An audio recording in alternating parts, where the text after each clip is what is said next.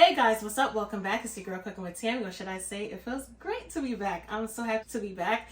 I said I was going to take a little break, and a little break turned into a much longer necessary needed break, even though I was working on other stuff in the background, which you're going to see later on. But anyway guys, today I'm going to show you how to make a delicious recipe that's going to be a staple in every household. I can guarantee you once you eat poultry. I'm going to show you how to make a delicious baked chicken recipe. Now here's the thing, the video is a little bit long because I'm going to show you how to basically clean your chicken. Preparation is everything, guys, and I'm going to show you how to obviously prepare the chicken, make the chicken, cook it, make it taste real good. And third but not last, I'm going to show you how to make a complimentary gravy that's going to pair, and oh my god, it's going to be a country style gravy, and it's going to pair so well with the baked chicken recipe. Here's the ingredients for today's recipe.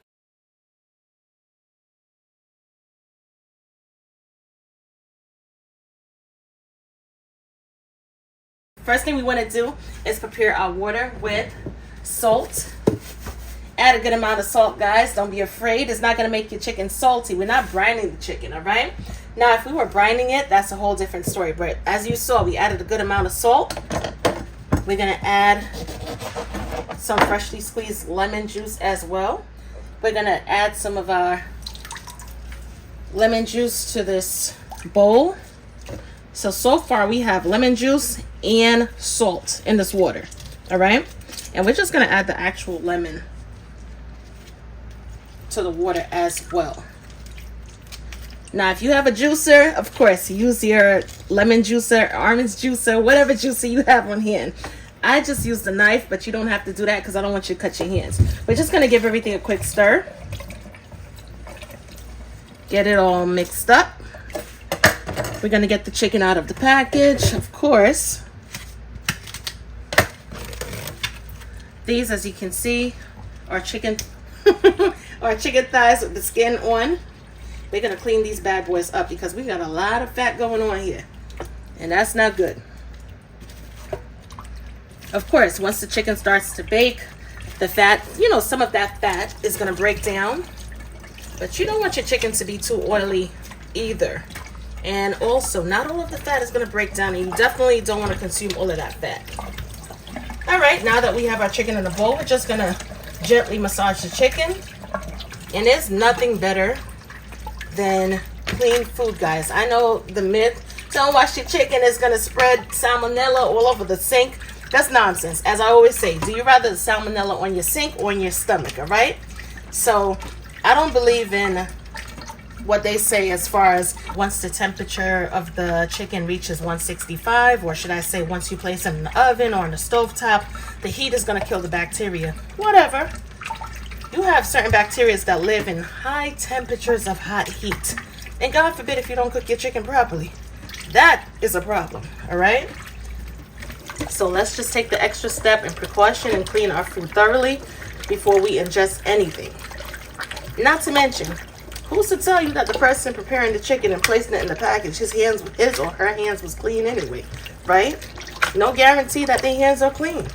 Not to mention, this chicken had to do a lot of traveling to get to our dinner plate. So let's just do what we got to do and get it right. All right, we're going to leave these pieces, allow them to soak in the salt water lemon juice solution, as I like to call it. And in the meanwhile, let's work on removing some of this fat. I like to use my steak knife, all right, because it has those ridges and it grabs onto the fat really easily. Makes the job a lot easier. We're going to leave the skin on because we want our chicken thighs to be juicy and tender, even though we're baking them.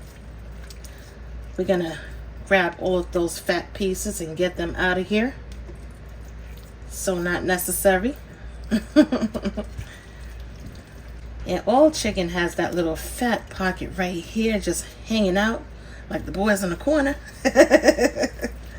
So we're just going to remove that.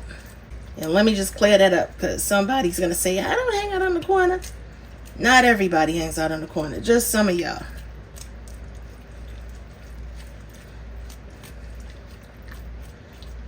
Okay, boom. All right, like I said, we're going to keep the skin on. I'm going to repeat the same process. And once we're done, I'm going to re-rinse the chicken in cold water until it runs nice and clear. I want that water to be clean and clear. Nothing more, nothing less. Usually that takes about like maybe 2 to 3 rinses once I'm done removing all of the excess fat. All right, my loves, give me a second and I'll be right back with you. So far, look at all of the fat that we got from these 8 pieces of chicken thighs. Talk about fat back situation, right? That's ridiculous. All right. There's no way we're going to consume all of that fat. That's just doing too much. All right. On some of the chicken pieces, guys, I'm looking and there's a lot of excess skin. So we're just going to remove it just like that. Make it look all nice and pretty.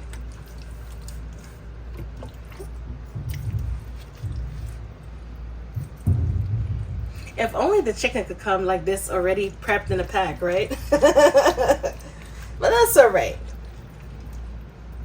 That's a-okay.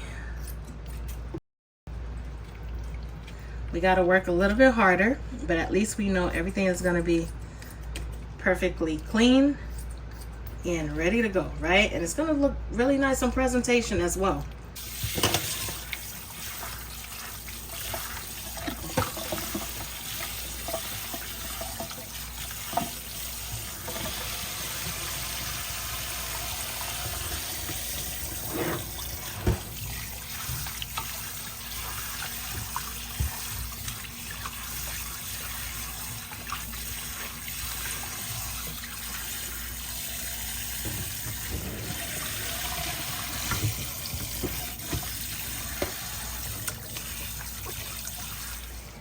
Check it out, guys. As you can see, nice and clean and ready to go. Anyway, we are going to season up this chicken, so I'm going to show you how to put these combination flavors together, and it's going to be off the hook. We're going to be using some unsalted butter because some of our seasonings do contain salt, all right? And yeah, we want great flavor, but we don't want it to be salty. So as I said, we're going to be using unsalted butter. If all you have in your refrigerator is salted butter, then oh well, rock with the salted butter, but just cut back on the seasonings that contain salt. We're also going to need some Italian seasoning. If you don't have Italian seasoning, definitely use some herbs de Provence. This is something that I put together with basil, just all the dry herbs you could possibly think about, along with garlic powder. We're also going to incorporate some adobo, of course, for that nice little flair and kick. Of course, none other than your girls cooking with Tammy. All-purpose chicken seasoning. Get your hands on it. It's the best. It's even better than Lawry's. Yes, I said it because I'm that confident when it comes to this seasoning right here. We're going to need some smoked paprika for a nice little smoky element of flavor, along with some chicken bouillon for some extra flavor, ground black pepper, onion powder. First thing we're going to add to our clean bowl is oil. Use any type of oil that works for you, all right? I'm not going to have you on a goose chase running out to the local grocers or grocery looking for oil. I'm using avocado oil because it's a little less on the saturated fats. However, when it comes to like avocado and olive oil, it's a little bit more caloric, but it's less in saturated fat. We're going to add our Italian seasoning. We got a good amount of chicken, so we're going to add a good amount of everything. We're also going to add our garlic powder, along with our onion powder, adobo, ground black pepper, cooking with Tammy's all-purpose seasoning. Add a good amount. It doesn't have a lot of sodium, which is great. We're going to add our chicken bouillon for that, like I said, extra flavor, and our smoked paprika. We want our chicken to not only have a delicious, slight smoky flavor, but we want our chicken to have a nice color as well. We're just going to mix it up. You could use a spoon for this, or you could use your hands like I'm doing.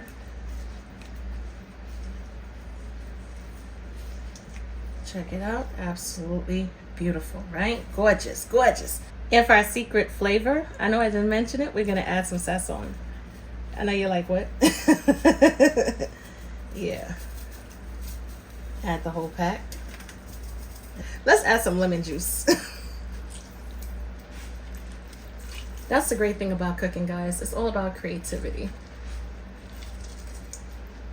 Creativity and not messing up the pot. It's one thing to be creative and mess the pot up, right? But it's another thing to get in there and do what you do and make it taste great. All right, perfect. Boom. All right, we're gonna grab our first piece of chicken and we are gonna place a slit. You can use a steak knife for this, all right, because it's gonna really get in there. And the reason why we're placing the slits in the chicken, as most of us know, is simply because we want all of that delicious flavor to seep deep down into the chicken, all right? We're gonna grab some of that seasoning and we're gonna take it and we're gonna spread it on the chicken just like that. What? Are you kidding me right now?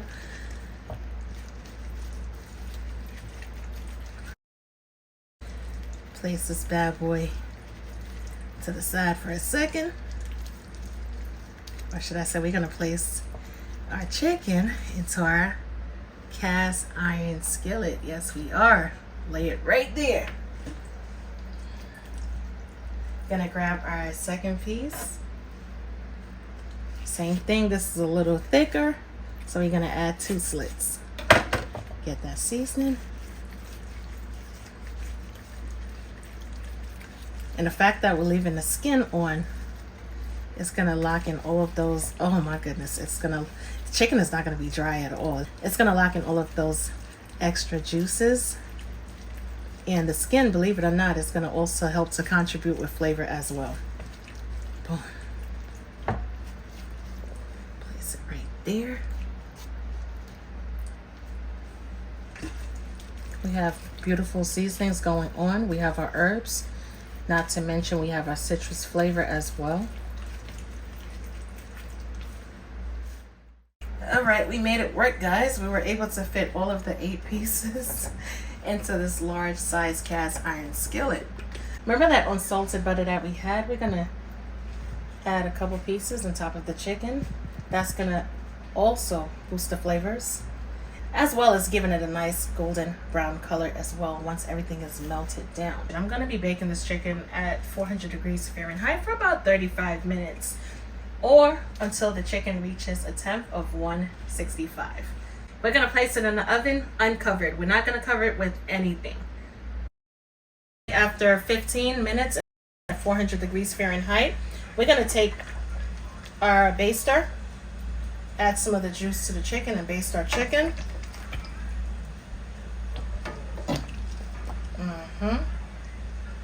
Get some of that delicious moisture and flavor on top as well. When you remove the chicken from the oven, it may look a little dry, but it's not dried at all. All right, if you followed every step that I did, then your chicken is going to be good to go. We're going to strain the dripping from our chicken, guys. Check out that nice rich brown gravy. Wow. We haven't even added any additional seasonings or herbs to it. But as you can see, it looks absolutely gorgeous. I'm going to leave just this little bit in the pan. We're going to slice our onions. If you want to dice them, however, you definitely can. A small onion, I want to say a small to a medium onion is perfect depending on how much onions you prefer. For our gravy, we're going to need, of course, as you saw me slicing the onions, we're also going to need some fresh thyme. If you don't have fresh, use dried. I have some dried rosemary in the back along with Italian seasoning. So all-purpose flour. Since I have fresh parsley, we're going to use some curly Italian parsley. All-purpose flour, butter, and of course our chicken dripping. To the pan, we're going to add our butter. Allow that to melt down. We're going to add our onions. Allow those onions to cook down until they're nice and translucent. We're also going to go in with some garlic. I forgot to mention it. I'm going to go grab it from the refrigerator and we're going to add some garlic.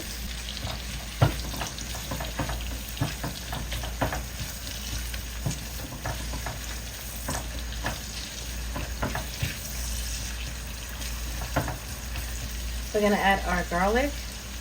This, as you can see, is garlic paste. However, use fresh, minced, or bottled garlic. It doesn't matter, basically. Just add some garlic. If you ain't got neither nor, then just add some garlic powder.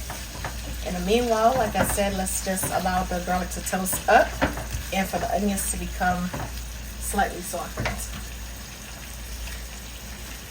All right, we're gonna add some flour. This is gonna act as a thickening agent for our gravy.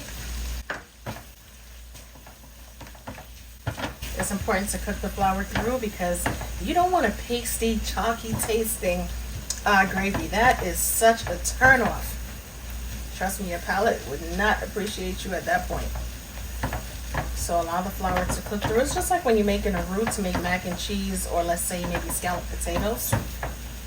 Right after about a minute, we are going to reintroduce our chicken drippings to the pan.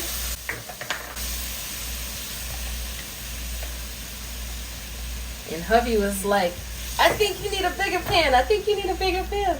I don't think you're gonna be able to fit all of the, all of the gravy in the small baby sized pan. And I was like, you know what? We're gonna make it work. We're gonna figure this out. And in your face. We did it, right? We did it. We made it work. All right, this is gonna start to thicken up. I hope I'm not talking too soon because this is gonna start to thicken up. And I may have to add a little bit of water to loosen things up just a bit. All right. And at that point in time, I hope I don't have to switch over to another pan because then he's going to be right. And I'm not trying to make him right now. All right, so we got the Italian seasoning. Of course, you're going to add a good amount because we want our gravy to have a nice country flavor. I'm just going to say that. Rosemary, of course. It went into the pan before I could even control the amount. We're going to add some fresh thyme.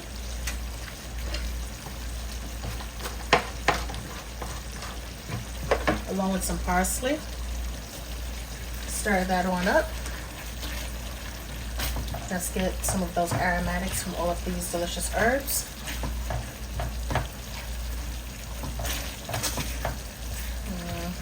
Gravy looking good so far.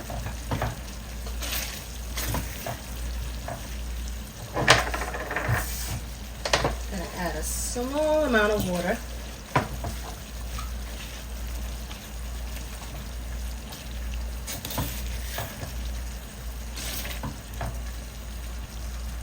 And at this point in time, we're gonna lower our flame and let it come to a slow simmer. I want our gravy to have a luscious, creamy flavor, so I'm gonna add some half and half. Stir that in just like that.